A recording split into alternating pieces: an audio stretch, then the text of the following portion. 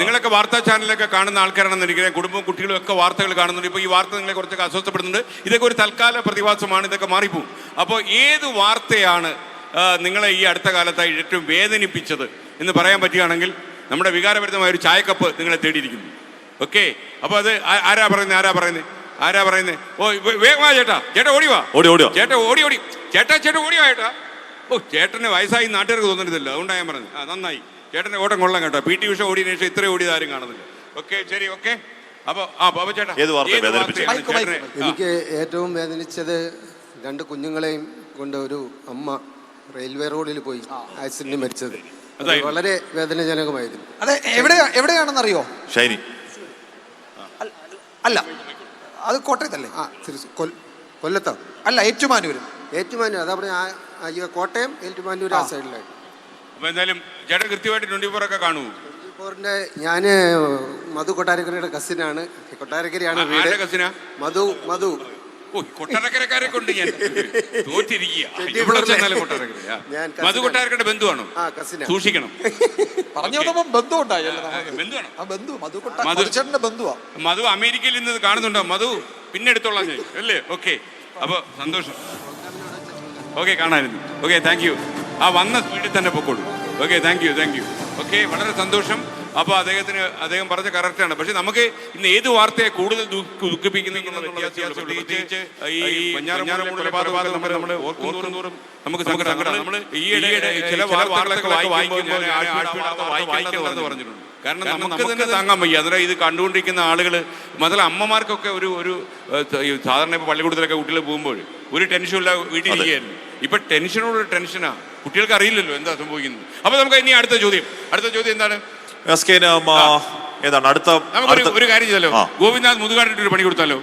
ഗോപിനാഥ് മുതുകാടിനെ നിങ്ങൾ എന്തുകൊണ്ട് ഇഷ്ടപ്പെടുന്നു? ഒറ്റ വാചകത്തിൽ പറയണം. ഒരേ ഒരു വാചകമേ പറയാം, കൂടുതൽ പറഞ്ഞാൽ അങ്ങേര് തന്നെ ബോധം കെട്ട് വീഴും. അപ്പൊ ഒറ്റ വാചകം ആർക്കെങ്കിലും പറയാൻ പറ്റുമോ? ഗോപിനാഥ് മുതുകാടിനെ നിങ്ങൾ എന്തുകൊണ്ട് ഇഷ്ടപ്പെടുന്നു? ഓടി വരൂ. മുതുകാടിന്റെ അനിയനോ വല്ലതും ആണോ ഇനി? എനിക്കൊരു സംശയം. ഓക്കെ, അപ്പൊ സന്തോഷം. അങ്ങനെ പേരെന്താ? എൻ്റെ പേര് സലീം.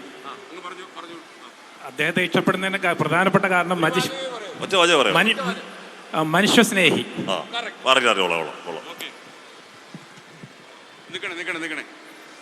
മനുഷ്യസ്നേഹിക്കൊരു ടീഷർട്ട്. അങ്ങ് ഒരു മനുഷ്യസ്നേഹിയാന്ന് മനസ്സിലായി. പേരെന്താ? പേര് സലീം. ടീച്ചർ.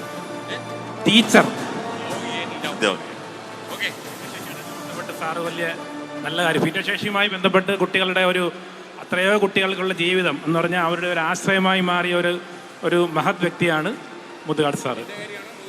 സാറിൻ്റെയും സാറും അത് തന്നെ. അതാണ് സാറ്. എനിക്കറിയാം, എൻ്റെ സ്ഥലം യഥാർത്ഥം എൻ്റെ നേറ്റീവ് കുന്നിക്കോടാണ്. കുന്നിക്കോടുകാരനാണ്. ഞാൻ ഇപ്പോൾ വെഞ്ഞാറമ്മൂട് താമസിക്കുന്നത്. കുന്നിക്കോടാണ് സ്ഥലം.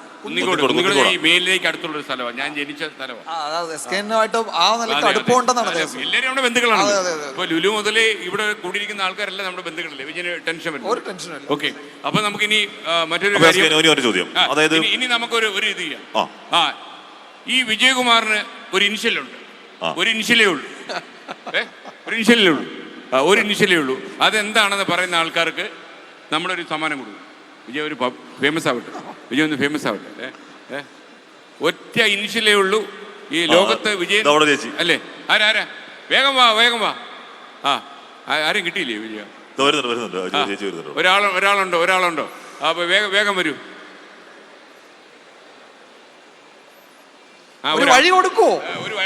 ഒരു വഴി കൊടുക്കൂ. അമ്മ വേഗം വന്നോ. അമ്മ ഓടിക്കണ്ടല്ലേ? അമ്മ പതുക്കെ വന്നാ മതി. അമ്മ സ്റ്റെപ്പൊക്കെ സൂക്ഷിച്ച് കയറണേ. അപ്പൊ സന്തോഷം. അമ്മയുടെ പേരെന്താ? ഈ നിൽക്കുന്ന ഈ മനുഷ്യൻ കേട്ടോ, ജീവനോടെ തെറ്റിപ്പോയി. ഡോക്ടറാണ്.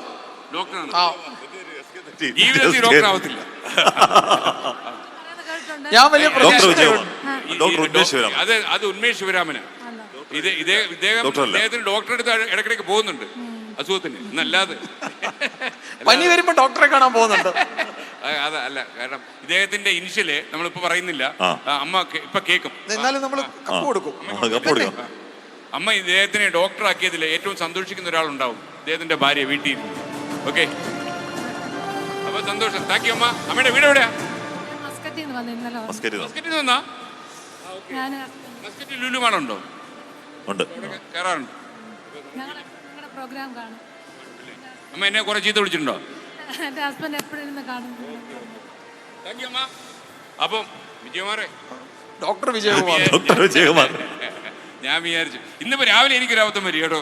ഞാൻ ആൾക്കാരുടെ അടുത്ത് ഇടയ്ക്കൊക്കെ വിജയകുമാർ വളരെ പോപ്പുലർ ആണെന്ന് വിചാരിച്ചിട്ട് ഒരു അമ്മയോട് ചോദിച്ചു, ഇദ്ദേഹത്തിന്റെ പേര് മനസ്സിലായി, ഇത് ഉണ്ണികൃഷ്ണൻ അല്ലേ എന്ന് ചോദിച്ചു. അതോടെ തീർന്നു, യാത്ര പോയി. അപ്പൊ എസ് കെ ഇനിഷ്യൽ ചോദിക്കണ്ട. എസ് കെ വേറെ ചോദ്യം, അതായത് മയക്കുമരുന്നിനെതിരായ പോരാട്ടത്തിൽ അവർക്ക് വെക്കാൻ പറ്റുന്ന ഒരു നിർദ്ദേശം, ഒറ്റ നിർദ്ദേശം. മയക്കുമരുന്നിനെതിരെ പോരാടാനുള്ള ഒരു നിർദ്ദേശം നമ്മൾ എന്ത് ചെയ്യുന്നുണ്ടെന്ന് പറഞ്ഞാലും മതി. ഒറ്റ നിർദ്ദേശം അത് നമ്മൾ നടപ്പിലാക്കാൻ പറ്റുന്ന നടപ്പിലാക്കുകയും ചെയ്യും. ആർക്കും കടന്നു വരാം. കടന്നു വരൂ.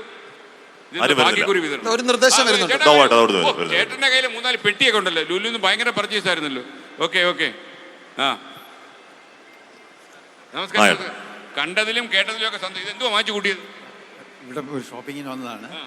മോളെല്ലാം കഴിഞ്ഞോ? കഴിഞ്ഞു. മോളപ്പുറത്ത് ഷോപ്പ് ചെയ്തുകൊണ്ടിരിക്കുകയാണ്. ഓ, ഇത് കഴിഞ്ഞിട്ടില്ല. 2 ദിവസം കൊണ്ട് തീരുവോ? ഓക്കെ, നന്നായി.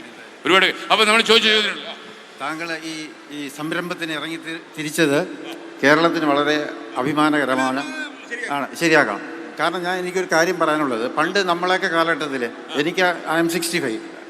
I think you above 60. എന്താ പറയില്ല. You are 65?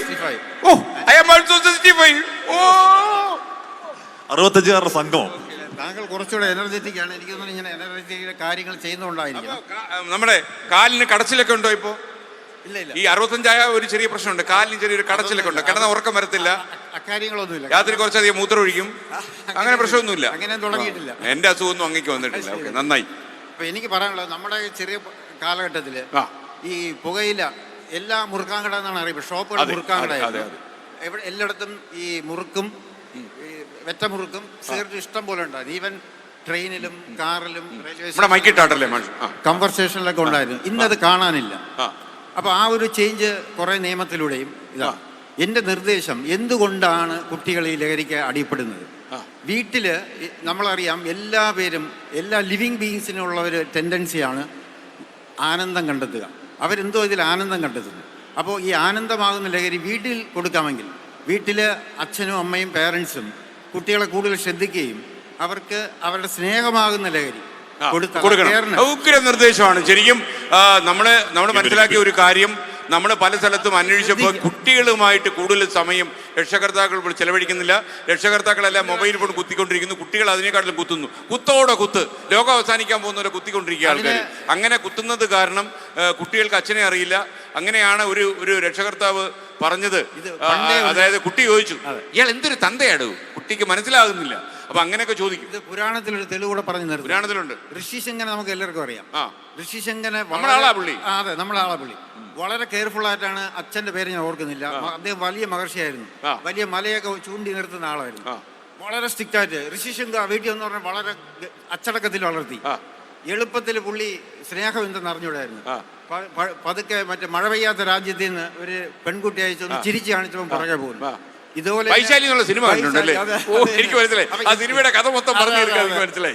ലോകം അതാണ്.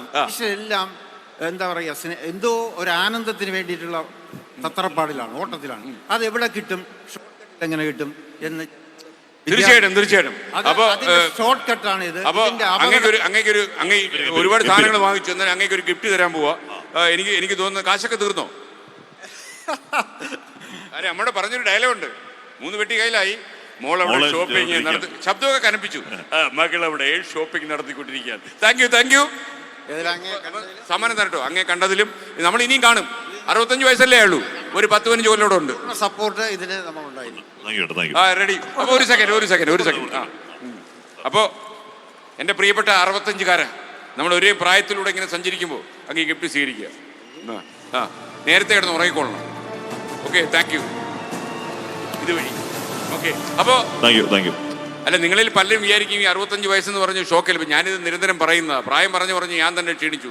ഇപ്പോൾ എന്നെ കാണുമ്പോഴേ വീട്ടമ്മമാരൊക്കെ വീട്ടിലിരുന്ന് ഒരു 65-കാരൻ വന്നു രാവിലെ തന്നെ എന്നാ പറയുന്നത്. പക്ഷേ 37-കാരൻ നിൽക്കുന്നുണ്ടല്ലോ. ഇനി ഞാൻ എത്ര 35 ചുമ്മാതെ കഴിഞ്ഞ 2 വർഷം മുമ്പ് ചോദിച്ചപ്പോഴും അല്ലേ വിജയ എന്ത് കേട്ടില്ല സ്കെയിൻ 35 അത് കുറെ വർഷമായിട്ട് 35. പുള്ളിയുടെ പ്രായം മാത്രം ഒരിടത്തും ഇടിച്ചങ്ങ് നിൽക്കുക, പുറകോട്ടും ഇല്ല മുന്നോട്ടും ഇല്ല. എന്താ ആ ചോദ്യം നമ്മൾ എനിക്ക് നിർദ്ദേശം തോന്നുന്നത് ഗോവിന്ദാന്തോട്ട് പോയോ അദ്ദേഹത്തിന്റെ മാജിക് പോലെ ഇത് എന്തോ ഇറങ്ങി ഇറങ്ങി ഇറങ്ങി ഇറങ്ങി ഇറങ്ങി. എനിക്ക് തോന്നുന്നു അദ്ദേഹത്തിന്റെ പ്രായം ചോദിക്കുന്നു വിചാരിച്ചാൽ ഇറങ്ങി എന്ന് തോന്നുന്നു. ഓക്കെ, നമുക്കിനി ഒരു സമ്മാനം കൂടെ നമ്മളിനി ഒരു കാര്യം നിർദ്ദേശം എടുത്താലോ മയക്കുമരുന്ന് ചേർക്കാൻ ഒരു നിർദ്ദേശം എടുത്താലോ? ഒരു നിർദ്ദേശം എടുക്കാം. അതായത് കേരളത്തിലെ നിങ്ങൾക്കറിയാം മാരകമായ മയക്കുമരുന്നൊരു വിപത്താണ്. ഇത് തടയാനുള്ള ഒരു നിർദ്ദേശം കൂടി, അതായത് സ്നേഹം നമ്മുടെ വീട്ടിൽ നിന്നാണ് തുടങ്ങേണ്ടത്. ശരിക്കും അദ്ദേഹം പറഞ്ഞത് അക്ഷരാർത്ഥത്തിൽ ശരിയാണ്. അമ്മയച്ഛനും നമ്മൾ വീട്ടിലൊക്കെ തന്നെ കുട്ടികളെ ഈ ഡൈനിങ് ഹാളിലൊക്കെ നമ്മൾ ഇരിക്കുമ്പോൾ നമ്മൾ കുത്തിക്കൊണ്ടിരിക്കരുത്. നമ്മൾ മൊബൈൽ ഓഫ് ചെയ്ത് വെക്കണം. ഒരു കുഴപ്പമില്ലെന്നേ. ഈ മൊബൈലിൽ ഇപ്പോൾ കൂടുതൽ ആവശ്യമില്ലാത്ത സാധനങ്ങളാണ് വരുന്നത്. ഞാൻ ഈയിടയ്ക്ക് നോക്കിയ കമ്പനിയുടെ ഒരു ആരാധകനായിക്കൊണ്ടിരിക്കുക. നോക്കിയ മൊബൈൽ മതി.